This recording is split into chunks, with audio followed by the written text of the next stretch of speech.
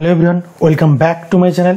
আজকের ভিডিওতে আমরা আলোচনা করব যারা এবছরের জন্য এসটিপিজিটি এবং SLST specifically WB SLST sociology বা ডাব্লিউবি এসএসসি সোশিওলজিতে যারা পরীক্ষা দিতে চলেছ, আজকের ভিডিওটি স্পেসিফিক্যালি তাদের জন্য। আমরা দুটি পার্টে টপ 40টি কনসেপ্ট বা 40টি কোশ্চেন আমরা আলোচনা করব। কেন কনসেপ্ট বলছি? কারণ একটা প্রশ্নের সঙ্গে যে পার্টগুলো লিঙ্ক আপ রয়েছে কোনো একটা থিঙ্কারের সঙ্গে, সমস্ত পার্টটা আমরা আজকে আলোচনা করব। আজকের এই ভিডিওতে আমরা ওয়ান লাইনার রিভিশন কোশ্চেন করব, অর্থাৎ এক লাইনে আমরা সম্পূর্ণ সিলেবাসটা টপ 40টা কোশ্চেনের মধ্য দিয়ে রিভিশন দেবো। এই ভিডিওতে আমরা পার্ট 1 অর্থাৎ টপ 20টা আলোচনা করব এবং নেক্সট ভিডিওতে 20টা আলোচনা করব। ওকে, আচ্ছা শুরু করছি। আমাদের প্রথম প্রশ্ন আজকের, হু is the father of sociology. আচ্ছা, খুব সিম্পল ইংলিশে এগুলো দেওয়া, তো সেক্ষেত্রে আমরা ইংলিশেই রেখেছি। আমি জানি ম্যাক্সিমাম জন বেঙ্গলি মিডিয়ামের, তো ইংলিশ টার্মগুলো, এই ইংলিশগুলো বুঝতে কারোর আশা করছি অসুবিধা হবে না। Who is the father of sociology? সমাজতত্ত্বের জনককে আমরা প্রত্যেকে জানি অগাস্ট কোত। অগাস্ট কোত এমন একজন তাত্ত্বিক যার সমাজতত্ত্ব এমার্জেন্সির সময় বা এমার্জেন্সির ক্ষেত্রে গুরুত্বপূর্ণ একটা ভূমিকা রয়েছে, যে কারণে আমরা তাকে ফাদার অফ সোশিওলজি বলে থাকি, বা ফাউন্ডিং ফাদার হিসেবে অগাস্ট কোতের ভূমিকা কিন্তু খুব গুরুত্বপূর্ণ। এছাড়াও আমরা জানি কেন তাকে ফাদার অফ সোশিওলজি বলা হয়। হু ইন্ট্রোডিউস দ্য টার্ম সোশিওলজি? আমরা প্রত্যেকে জানি অ্যান্সার অগাস্ট কোত এই টার্মটা, সমাজতত্ত্ব টার্মটা ইন্ট্রোডিউস করেছেন 1939-এ, এবং এটা প্রথমে যে নাম দিয়েছিলেন সোশ্যাল ফিজিক্স, পরবর্তীতে নাম চেঞ্জ করে সোশিওলজি নাম দেন। ঠিক আছে, কারণ তিনি সমাজতত্ত্বকে বিজ্ঞান হিসেবে দেখতে চেয়েছিলেন, সমাজতত্ত্বকে বিজ্ঞান হিসেবে আলোচনা করেছেন। আচ্ছা, এর সঙ্গে আর একটা বিষয় বলে রাখি, অগাস্ট কোতের কি কি কনসেপ্টের সঙ্গে দেখা যেতে পারে। Law of three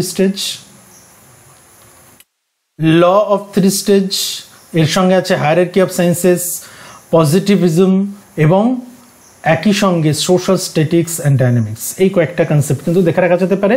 R August কোতের বইগুলোকে মুখস্থ করতে হবে, books. Who wrote the division of labour in society? আমরা জানি ইমানুয়েল ডুরখাইমের খুব গুরুত্বপূর্ণ একটি বই, division of labour in society, এবং এটা তার একটা থিওরিও বটে। ওকে, তারপর গুরুত্বপূর্ণ আরেকটা কনসেপ্ট, যেটা ইমানুয়েল ডুরখাইমের পাশাপাশি আমরা আরেকজন তাত্ত্বিককে পড়ব, ম্যাক্স ওয়েবার এই ভেরস্তেন নামক ধারণাটি দিয়েছিলেন। ভেরস্তেন নামক ধারণাটি কি বোঝাতে চেয়েছিলেন? বিশেষত সোশ্যাল অ্যাকশন। ভেরস্তেনের বাংলা কি? টু আন্ডারস্ট্যান্ড, বুঝতে পারা, তাই তো? ভেরস্তেনের এটা একটা জার্মান শব্দ যার অর্থ টু আন্ডারস্ট্যান্ড। তো এর মানে কি? Interpretative understanding of social action, অর্থাৎ একটি সামাজিক ক্রিয়ার যে ইন্টারপ্রিটেটিভ আন্ডারস্ট্যান্ড করা, অর্থাৎ অন্তর্মূলক ক্রিয়া করা, ঠিক আছে, অনুধাবন করা, সেটাকে আমরা ভেরস্তেন শব্দের মধ্য দিয়ে ম্যাক্স ওয়েবারের আলোচনায় দেখেছি। তাহলে এটা গেল গুরুত্বপূর্ণ 4টি কনসেপ্ট। 5 নম্বরে আমরা চলে আসি। আজকে আমরা টোটাল 20টা পার্ট দেখব। Who introduce anomie? আমরা অ্যানোমি যদি বলি, হু ইন্ট্রোডিউস অ্যানোমি বললে আমাদের যে ব্যক্তিটির কথা মাথায় আসে তার নাম আর.কে. মার্টন, রাইট? কিন্তু আর.কে. মার্টন কিন্তু ইন্ট্রোডিউস করেননি। কে ইন্ট্রোডিউস করেছেন? ইমানুয়েল ডুরখাইম। ওকে, ইমানুয়েল ডুরখাইম কিন্তু প্রথম এই অ্যানোমি ইন্ট্রোডিউস করেন, পরবর্তীতে আর.কে. মার্টন কিন্তু এটাকে আরও ডেপথে আলোচনা করেছেন। হু ডেভেলপ দি থিওরি অফ এলিয়েনেশনস? বিচ্ছিন্নতাবাদের তত্ত্বকার আমরা জানি, খুব গুরুত্বপূর্ণ একটা কনসেপ্ট। কে দিয়েছেন? কার্ল মার্কসের আরও বেশ কিছু গুরুত্বপূর্ণ ধারণা রয়েছে, সেগুলো কিন্তু দেখে রাখা প্রয়োজন। যেমন কার্ল মার্কসের আমরা জানি যে হিস্টোরিক্যাল মেটেরিয়ালিজম এবং কার্ল মার্কসের বেশ কিছু গুরুত্বপূর্ণ বই রয়েছে। Class and class struggle, class for itself, class in itself, এই কনসেপ্টগুলো দেখে রাখতে হবে। হু প্রপোজ এজিআইএল মডেল? এই জিল মডেলও আমরা বলে থাকি, তাই তো? এজিআইএল এর একটা ফুল ফর্ম আছে, ফুল ফর্মটা দেখে রাখতে হবে। অ্যাডাপ্টেশন, গোল অ্যাটেনমেন্ট, ইন্টিগ্রেশন, আর এল ফর ল্যাটিনেসি। ওকে, এবং এর সঙ্গে আরেকটা কনসেপ্ট, প্যাটার্ন ভেরিয়েবল কার কনসেপ্ট? প্যাটার্ন ভেরিয়েবল ট্যালকাট পারসনসের কনসেপ্ট। এই প্যাটার্ন ভেরিয়েবলের যে জোড়া, প্রত্যেকটা জোড়া কিন্তু মনে রাখা প্রয়োজন। ট্যালকাট পারসনসের একটা কনসেপ্ট এজিএল। তারপর who coin the term looking glass self? সোশ্যালাইজেশনের বিখ্যাত থিওরি, তার নাম সিএইচ কুলি।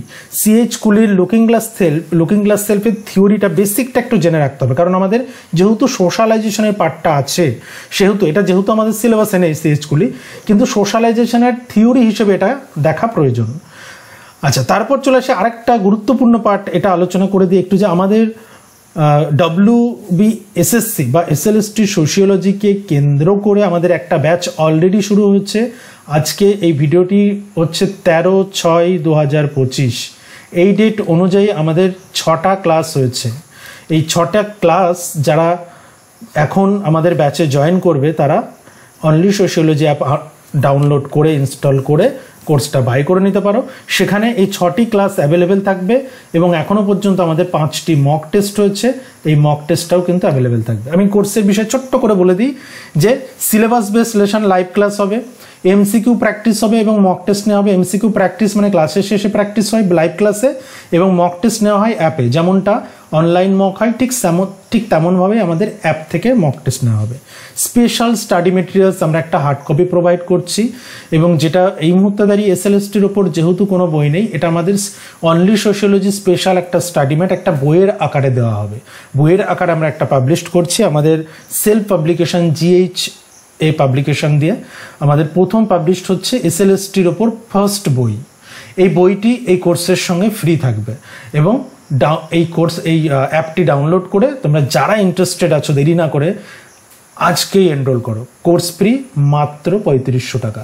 কেউ যদি 3টে ইনস্টলমেন্টে পেমেন্ট করতে চাও পেমেন্ট করতে পারবে, অর্থাৎ এর ওপরে 3টি ইনস্টলমেন্ট পেমেন্ট করলে 1200 করে 3টি ইনস্টলমেন্টে পে করতে পারবে। ওকে, চলে আসছে আমাদের পরের concept, who developed reference group theory. Reference group theory কে ডেভেলপ করেছেন? ডেভেলপ করেছেন R.K. মার্টন, কিন্তু যদি আমরা বলি যে কে ইন্ট্রোডিউস করেছেন তাহলে কিন্তু হার্বার্ট হাইম্যান। ওকে, হু প্রপোজ স্ট্রাকচারাল ফাংশনালিজম। স্ট্রাকচারাল ফাংশনালিজমের কথা বললেই কার কথা আসে? ট্যালকাট পার্সন্স। ওকে, ট্যালকাট পার্সন্স কি করেছিলেন? পরবর্তীতে ফাংশনালিজম যখন আমাদের সোশিওলজি থেকে অ্যানথ্রোপোলজিতে শিফট হয়েছে, আমেরিকান সোশিওলজিতে একটা কন্ট্রিবিউশন রেখে একটা স্ট্রাকচারাল ফাংশনালিজমের মধ্য দিয়ে ফাংশনালিজমকে ডেভেলপ করে তিনি কিন্তু নিয়ে এসেছিলেন। ওকে, এবং এখানে আমরা বেশ গুরুত্বপূর্ণ অবদান দেখতে পাই। সেখানে আমরা সোশ্যাল অ্যাকশন, সোশ্যাল সিস্টেম এই পার্টগুলোও দেখে রাখবো। Social action and social system. Okay, গুরুত্বপূর্ণ দুটি কনসেপ্ট আমরা জানি ট্যালকাট পার্সন্স পড়তে গেলে social action, social system, AGIL, pattern variable, এই 4টে আমরা মাস্ট পড়ি, তাই তো? চল, এবং আমরা জানি ইনি গ্র্যান্ড থিওরির কথা বলেছিলেন। ওকে, গ্র্যান্ড থিওরি। পরবর্তীতে আমরা কি জানি? গ্র্যান্ড থিওরিকে ক্রিটিসাইজ করেই R.K. মার্টন মিডিল রেঞ্জ থিওরির কথা বললেন। R.K. মার্টনের রেফারেন্স গ্রুপ থিওরি বললাম, এখানে R.K. মার্টনের আরও একটা গুরুত্বপূর্ণ পার্ট হচ্ছে মিডিল রেঞ্জ থিওরি। ওকে, মিডিল রেঞ্জ থিওরির পার্টটা এখান থেকে দেখতে হবে। আচ্ছা, এরপর হাইপোথিসিস কি? হাইপোথিসিস আমরা যে কোনো রিসার্চের আগে আমরা সেই রিসার্চের কি ফলাফল হবে একটা টেন্টেটিভ একটা অ্যাজাম্পশন করে নিই, অনুমান। হাইপোথিসিসের বাংলা আমরা প্রকল্প বলি বা অনুমান বলি। কেন অনুমান বলি? কারণ এটা আমরা অনুমান করে নিই। অনুমান তো আমরা যেমন খুশি তেমন অনুমান করতে পারি না, সেটাও কিছুর ওপর বেস করে আমরা অনুমান করি, যেমন প্রিভিয়াস রিসার্চ, তার উপর বেস করে অনুমান করে থাকি এবং সেটাকে টেস্ট করে নিতে হয়। তাহলে হাইপোথিসিস হচ্ছে একটা টেন্টেটিভ অ্যাজাম্পশন যেটাকে টেস্ট করতে হয়, সেজন্য আমরা টেস্টেবল অ্যাজাম্পশন বলছি। ওকে, তারপরে what is the main aim of sampling. গবেষণার ক্ষেত্রে খুব গুরুত্বপূর্ণ একটা পার্ট হচ্ছে স্যাম্পলিংয়ের মেইন এইম কি?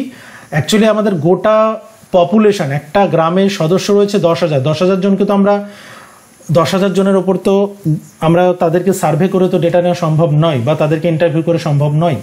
তাহলে এই 10,000 জনকে ইন্টারভিউ না নিয়ে আমরা তাদের রিপ্রেজেন্টেটিভ হিসেবে 100 জনকে যদি 100 জনের থেকে যদি ডেটা নিই, তাহলে এই 100 জন হচ্ছে আমার স্যাম্পল, আর এই 10,000 জন হচ্ছে আমার পপুলেশন। ওকে, সমগ্রক, আর স্যাম্পল হচ্ছে নমুনা। চলে আসছে আমাদের নেক্সট কনসেপ্ট, সোশ্যাল রিসার্চের দুটো গুরুত্বপূর্ণ টার্ম, একটা হচ্ছে ভ্যালিডিটি আর একটা হচ্ছে রিয়েলেবিলিটি।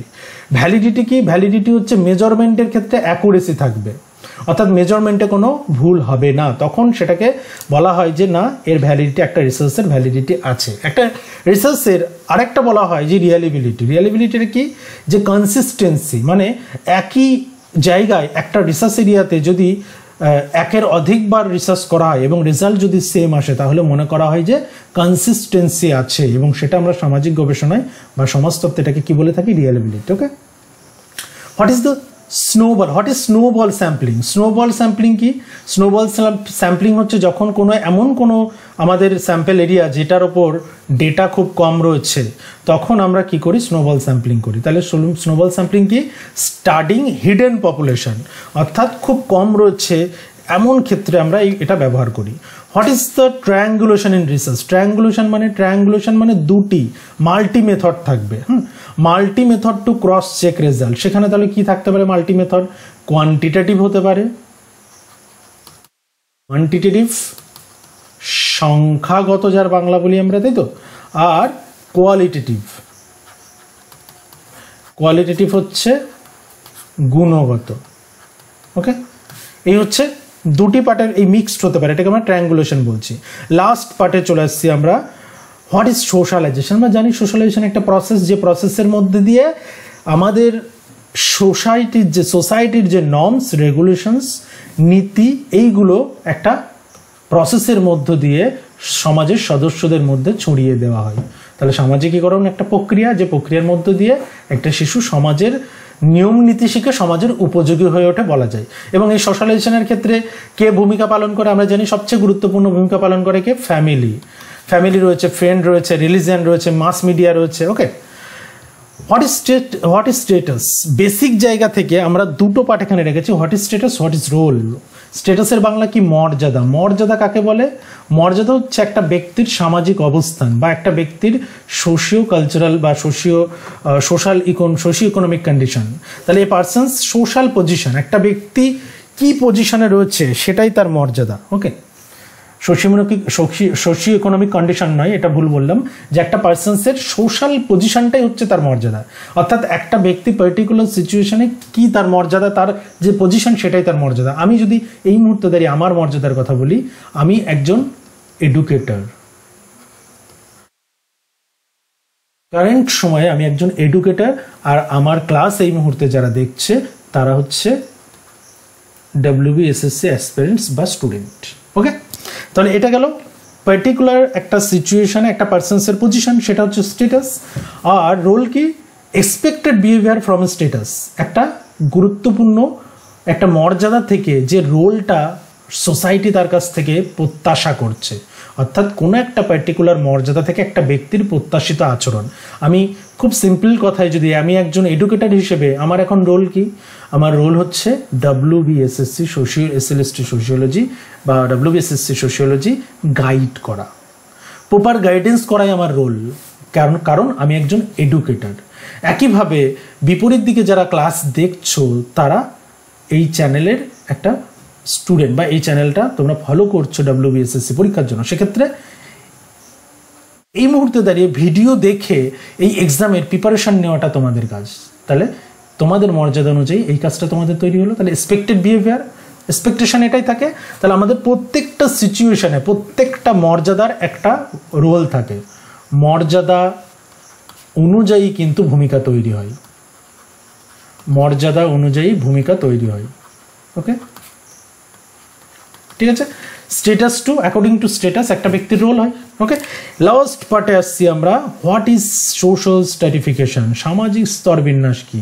আমরা ওভারঅল এক সিলেবাসের মধ্য থেকে 20টা গুরুত্বপূর্ণ কনসেপ্ট কিন্তু আজকে আলোচনা করলাম। আমরা পরের ভিডিওতে আলোচনা করবো আরও 20টি। তার আগে সোশ্যাল স্ট্র্যাটিফিকেশনটা শেষ করি। হায়ারার্কিক্যাল ডিভিশন অফ সোসাইটি, যা অর্থাৎ একটা সোসাইটির হায়ারার্কিক্যাল ডিভিশন, যেখানে আমরা কি দেখেছি, ব্রাহ্মণ, ক্ষত্রিয়, বৈশ্য, শূদ্রের যে স্ট্র্যাটিফিকেশন আমরা বর্ণ ব্যবস্থা থেকে দেখেছিলাম, ঠিক আছে, সেটাকে আমরা বলছি ডিভিশন, হায়ারার্কিক্যাল ডিভিশন। ওকে, আজকে এই 20টি কনসেপ্ট আমরা আলোচনা করলাম।